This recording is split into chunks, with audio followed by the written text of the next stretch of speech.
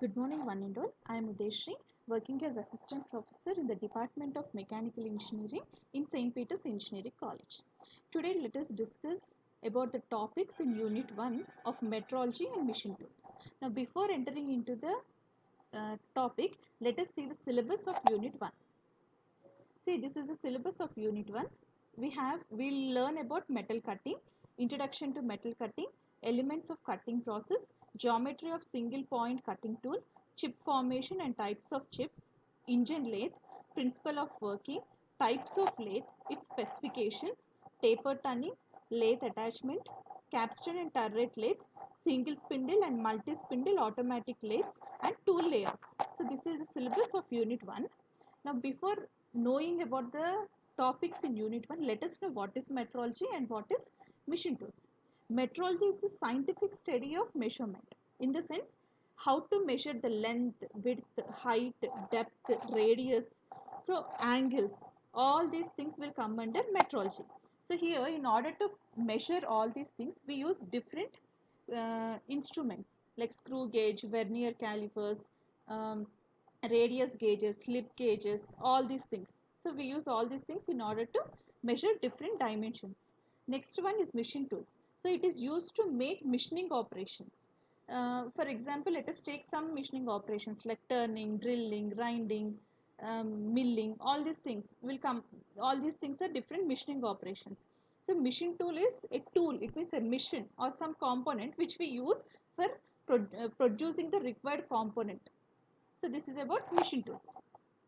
Next one is metal cutting. So this is a process of removing the unwanted material. See, if you look at the first figure, here we are performing turning operation. And if you look at the second figure, here we are performing drilling operation. In order to perform a turning operation, we use a single point cutting tool. And in order to perform a drilling operation, we use multi-point cutting tool. So here what happens is, here at the beginning we'll have a solid piece of metal. Okay, now with the use of some tools, here it is single point cutting tool, here it is a multi point cutting tool. If you go for grinding, there you have a grinding wheel. So depending upon the type of operation we are performing, we'll have a separate tool. So here, with the help of the tool which we have, we perform the machining operations and we remove the unwanted material and get the required component. And the person who is doing these operations, who is specialist in doing these operations, is called as machinist. Now look at the definition which is written here. Metal cutting is the process of producing a component by removing unwanted material from a block of metal using cutting tool. A person who specializes in machining is called as machinist. So that is about metal cutting. Next one is speed. See, before looking at the definitions, first look at the figure so that we'll understand the definitions better. Okay. See, this is the workpiece which we have. This is the cylindrical workpiece which is fitted in the chuck. So we have fixed it here in the chuck. So now the chuck will be rotating and the tool will be constant. Okay, so now when chuck is rotating, at what speed it is, means how many rotations it is making per minute is its speed. Okay, now feed is the movement of workpiece here per minute. See, it will start here and it will move slowly like this. So this is a feed. And depth of cut is how much depth the tool is getting penetrated into the material, is its depth of cut. So here we have three things. Speed is its rotation, feed is the movement of tool towards the workpiece, and depth of cut is how much of material, how many layers or how many of material is removed on the workpiece.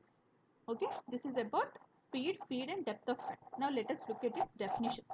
Okay, speed, it is the rate at which the metal is removed by the cutting tool from the workpiece. So that is speed.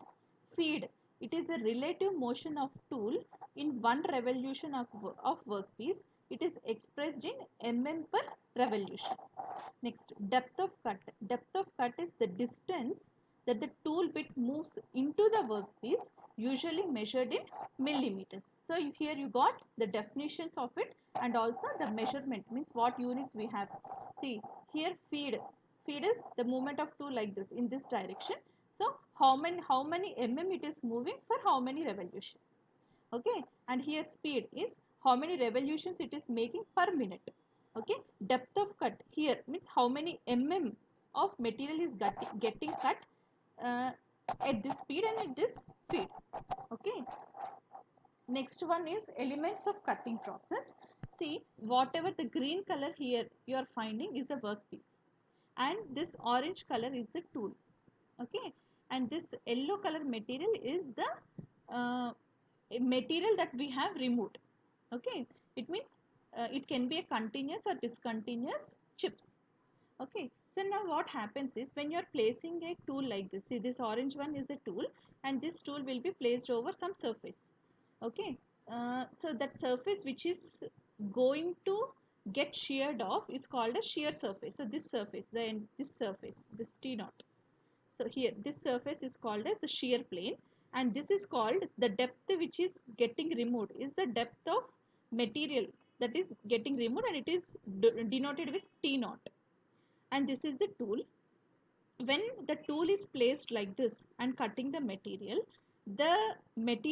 will fall, or it will pass from the one face of the tool. So this is called as rake face, or we also called as rake surface. So here we have some terminology called as rake angle. So now if you draw one line perpendicular to the point here where the tool is joining the workpiece, and if you calculate the angle between the rake face and this perpendicular line, so this measurement, this angle is called as rake angle.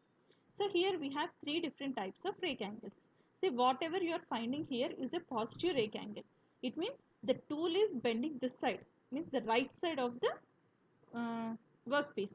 Then we call it as positive rake angle. Now, if this tool, so this rake face is straight, then we call it as zero rake angle. And at the same time, if tool is getting bent this side and removing the material, then we call it as negative rake angle. So we have three rake angles: positive rake angle, zero rake angle, and negative rake angle. So these are three types of rake angles. And here if you see, this is the flank surface and this is the shear surface. Now the angle between these two is the clearance. Clearance is this angle will help the tool not to get weighed out. It means if this clearance is not provided, and if this surface attaches to the surface below, then what happens is because of the friction, any one of it will get damaged. So in order to avoid these damages, we generally provide some allowance that is called as clearance angle or clearance allowance. So this is the clearance angle between both the things. And now see, this is the chip formation, this is the shear plane. It means the plane which is getting removed off is shear plane, and T naught is the thickness of the plate. So generally this is the thickness of the this is the depth of the plate, and this is the thickness of material removed. In most of the cases, T naught and TC will be same. It means the depth of material removed and the width of chip which we are getting, both will be same in most of the cases. Okay. Now let us look at the definitions of positive, negative, and neutral rake angles. So these are the three figures of rake angle. So now see, if tool is bent this side, we call it as positive rake angle. If the line is perpendicular to the intersection point, if it is straight like this, then we call it as zero rake angle. Now if the tool is bent like this, then we call it as negative rake angle. Now look at this definition. Rake angle is a parameter used in various cutting and machining processes describing the angle of cutting face relative to the work. There are three types of rake angles, that is positive rake angle, neutral rake angle, and negative rake angle. So these are three types of rake angles. Next one is these are the definitions of the things which we have learned in previous slides: shear plane, shear angle, and relief angle. Let me show you these things in the figure and then come back to the definitions again. See, this plane is shear plane. Okay, this angle is called as shear angle, and here this angle is called as clearance angle. Okay, so the plane on which this tool is moving, okay, this is called shear plane. And now angle between this velocity of tool removing and this shear plane is called as shear angle. And now the distance between the flank face and this shear plane is called as clearance angle. Now let us look at these definitions. Okay, shear plane. As the tool advances, the material ahead of it is sheared continuously along a plane is called a shear plane. Next, shear angle. The angle between cutting velocity vector and shear plane is called as angle of shear plane. Next is relief angle. It prevents the slide flank of tool from rubbing against the workpiece. So what I have explained is the same here. Okay. Next, we have three different types of chips: discontinuous chips, continuous chips, and continuous chips with build-up edges. See, discontinuous chips is where the chip will get broken off continuously. See, in the first slide itself, I have shown you some drilling operation. See, this is a drilling operation. Now, whatever the chips you are finding here are discontinuous chips. Okay, and here also, here what you're finding in turning is also discontinuous chip. But if this type of spring structure is continuous, then we call it as continuous chips. Okay, now continuous chips with build-up edges is when a tool is moving over the workpiece, what happens is this material will get welded to the tool. In that cases, it creates some damage to the tool and also damage to the workpiece. So that is called continuous chip with build-up edges. So now let us look at the figures of all these three. So this is the thing: continuous chips, discontinuous chips, continuous chips, and continuous chips with build-up edges. So first one is discontinuous chips. So whatever the chips you are finding here are the discontinuous chips. So these things will generally happen in case of brittle materials. It means the materials which will get broken easily, like cast iron, brass, or anything which gets broken easily and which are very hard. It means easy in the sense it should not have any ductility. So in such cases, the materials which are more brittle will get broken easily. So in such cases, we'll get discontinuous chips. And also, if you have low speeds and high depth of cut, it means if you are removing so much of material with low speed, then also we get discontinuous chips. And next is smaller rake angles. I told you there will be a angle here when you are placing positive rake angle, neutral rake angle, and negative rake angle. So here when you have smaller rake angles, it means the distance between the perpendicular line and the tool is very less. In such cases also we'll get discontinuous chips. So this is about discontinuous chips. Discontinuous chips are more advantageous because it will not get welded to anything. It will broke off easily and it will get collected into the scrap box which is provided at the bottom. So discontinuous chips are little better when everything is closed. If it comes out, then it is dangerous. If you look at the advanced machinery like CNC machines and all, there the chips will fall down automatically. So that is something which is advantageous for the person who is machining it. Next one is continuous chips. Continuous chips is there is a continuity like this. Okay, like this. So here what happens is the materials which are more ductile, it means which has a capacity of getting drawn into wires, such material like steel, copper, aluminum, etc. So these things will have this continuous chips. So for this means what are the reasons for getting this continuous chips is high cutting speed, means when cutting speed is very high, when rake angles are very large, when you have sharp cutting edges, and when the cutting fluid is good, efficient cutting fluid. Next, low friction between tool face and chip. This is the tool face and these are the chips. If there is a friction, this will get broken off. When there is no friction between the tool and the continuous chip, means the chip which you are getting, then it will not get broken and continuous chips will form. So sometimes what happens is because of this continuous chips, you cannot see what machining operation is going on there. So for that, and wherever we will get continuous, very long, lengthy chips, what we do is we keep a chip breaker over the tool. So what happens is the chip breaker will break the chips continuously so that you can avoid this continuous chips. So this continuous chips is not in our control. So depending upon the machining operation, we set the feed, speed and depth of cut. Now if you don't want continuous chip, either we should break it manually or we should keep some chip breaker. We have no other option. So depending upon the property of material which we are using, these chips will form. Next one is continuous chips with build-up edges. We also call it as BUE. So here what happens is, now if you see this is a build-up edge. The reason for formation of this build-up edge is when we are performing some machining operation and when chips are forming, because of high temperatures, these chips will get welded to the tool. As a result, what happens is it either damages the tool or it either damages the workpiece. It creates some irregular surfaces. So that is about the continuous chips with build-up edges. In order to avoid these things, what we do is generally we use more cooling fluids in order to reduce its temperature, so that this will not get welded to it, and at the same time, as I told you, we can even use the chip breaker so that these continuous chips will get broken. So that is about continuous chips with build up edges. Next one is lathe. So this is a lathe machine. Generally a component which got circular dimensions, it means a cylindrical surface like with some diameter, so such things will be operated over the lathe machines.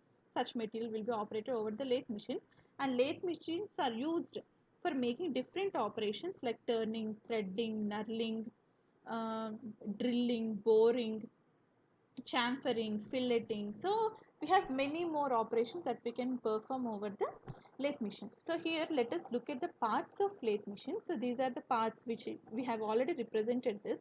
This is the headstock and this is the tailstock. So headstock will have all the necessary motors, gears, switches, everything present at the headstock. And for this headstock, we will be attaching a chuck. This chuck will be used for holding the material, and this is the tool post which is used for holding the tools, and this tool post will be on the compound rest. So this compound rest will be useful for the movement of tool post, and this tool post will be uh, uh, kept, means carried by a carriage. So this carriage is mounted on the lead screw, so that what happens is with the movement of the wheels which are finding here, the tool post can be moved in the required dimension. Okay. Next one is tailstock. This tailstock will give support to the component. See what happens is when we keep some cylindrical component, we'll have the head portion here, and the rest means one corner of the cylinder will be mounted in the chuck, and this tailstock will give support to the other end of the workpiece. So the other end will get support from here, and this is the bed on which this tailstock and tool post will be mounted, and this is the lead screw. Lead screw in the sense it will help for the movement of this tool post when uh, a tool is means when we are doing the machining operation, this tool post will move over this lead screw. Okay. uh, Next one is feeding shaft. So what happens is it will also help for the movement of tool post or the carriage in horizontal direction. So these are about the parts of lathe machine. Next, types of lathes. We have different types of lathes. First one is engine lathe, next one is bench lathe, tool room lathe, turret lathe, automatic lathe, turret lathe, and CNC lathe. Now let us look at the figures of all these things and understand it better. This is the engine lathe. Previously, in olden days, they used to operate this machine with steam engines, and hence they used to call this as engine lathe. It means steam engine lathe. So now, in nowadays, we are using it with electric supply. So whatever the parts I have shown you in the previous slides, like headstock, tailstock, carriage, lead screw, tool post, everything will be present here. So here what happens is, in any lathe, whatever the lathe we consider, we keep the workpiece in the check, and the check will be rotating continuously. It means it will just give you the rotatory motion, and tool will move in the required direction. So that is how the lathe machine will work. So every lathe machine will have same principle, but there will be small changes between each lathe machine. Okay, so this is a larger size of lathe machine. It will be mounted on the floor of the workshop, tool shop. So here is the headstock and here is the tailstock. We'll keep the workpiece in the headstock, and tailstock will give us the support. Here you have a lighting system to see the component clearly, and here is the tool post to perform the operation. So this is about engine lathe. Next one is bench lathe. Bench lathe is, see, the bottom one which you are seeing is a bench. Okay, and this is the lathe. So this is very small type of lathe where we produce very precision components. So that is about bench lathe. It is, it's a bench lathe, engine lathe, all the lathes are same, but the thing is here the size of machine is small. So we can only use it for performing small operations. This is tool room lathe. So tool room lathe is mostly kept over the floor of the tool room. So this will be maintained by the electric motors. Next one is turret lathe. In case of turret lathe, we don't have tailstock.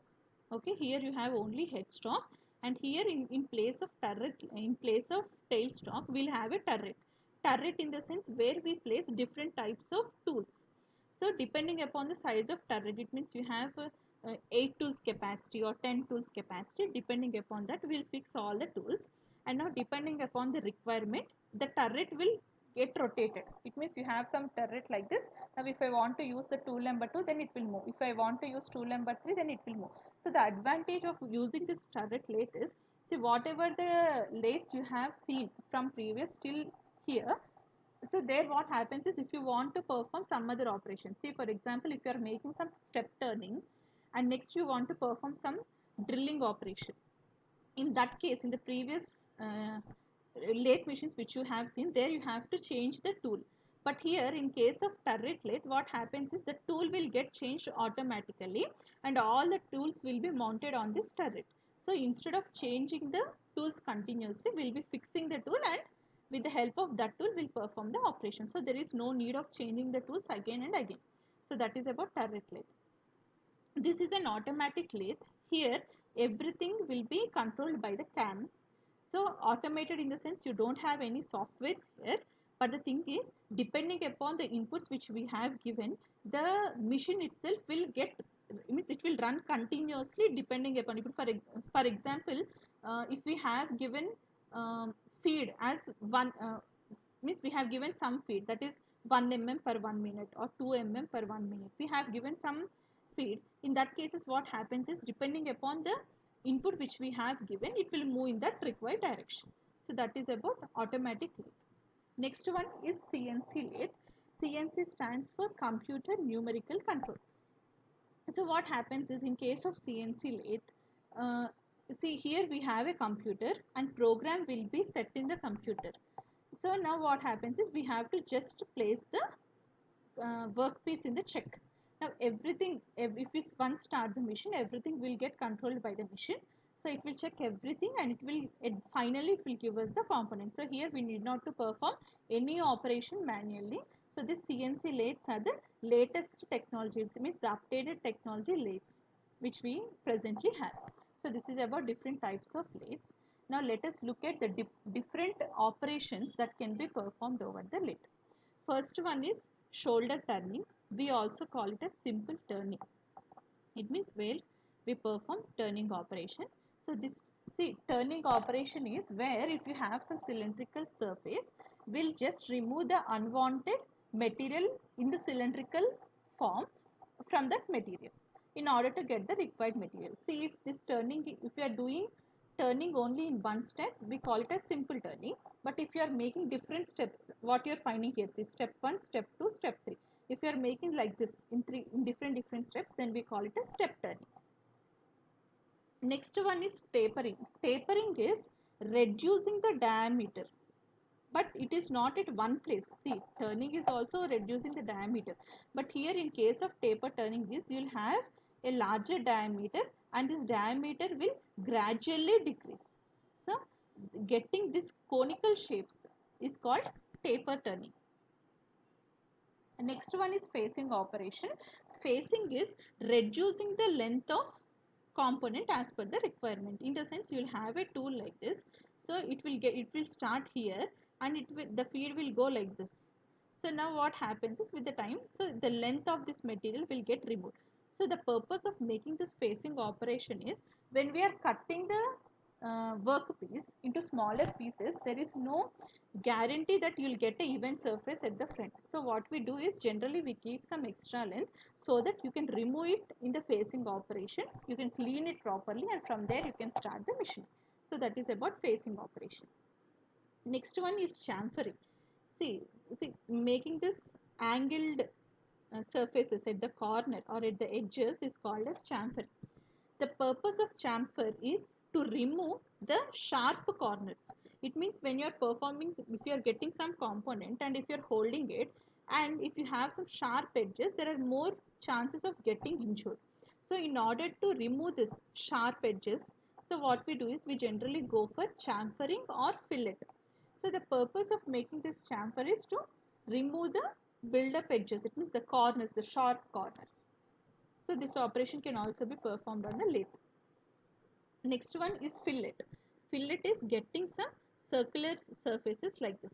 So fillet, it's not mandatory that you have to get fillet like this only. You can also make fillet at the corners also. Okay, this is about fillets. So for this fillet, we will be having some radius. Okay, but in case of chamfer, you will be having the length and angle. Okay, next one is knurling. Knurling is getting some diamond shape like this over the component, and the purpose of getting this knurling is to get the friction. It means so that you can to get the grip, so that you can hold the component properly. For example, if you look at your water bottle caps, you'll be having some lines. So here they are providing lines so that you'll have some friction, so that you can open the bottle cap easily. Similarly, if you look at the screw gauge, there you will be finding this knurling.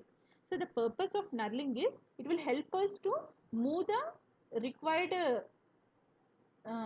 means to move the screw, or to set the component in the screw gauge and to get the friction. So it will give frictions. It means it will give you good support when you are turning it. So that is about knurling. Next one is thread cutting. Thread cutting in the sense, if you look at some screws or nuts or anything, you'll be finding some thread. So that thread cutting will be done on few components also. So this is how the thread cutting will be done. So this is the head check or headstock, and this is the tailstock. The component is held in between, and see the threading operation is getting performed over the material. Next one is grooving.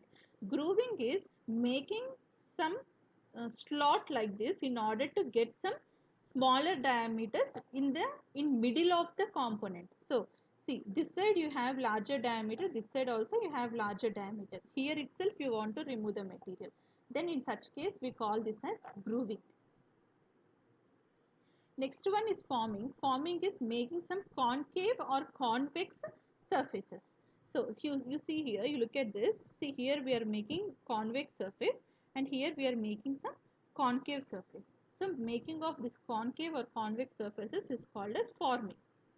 Next one is drilling. If you have some cylindrical component, and in this cylindrical component, if you want to make some hole, then you can make it. Next one is boring. Boring is enlargement of holes. It means you will first make a hole so that you can fix this tool into it. Later with this boring tool will enlarge the hole size. So that is about boring operation. Next one is reaming. Reaming is if you have already made some drilling operation, or if you have already made some hole. So what we do is, with the help of this reaming tool, we make reaming operation. Next one is tapping operation. Tapping operation is, here you have thread over this tool, and using this tool we make tapping so that you will get some internal threads. That's about today's class. Thank you.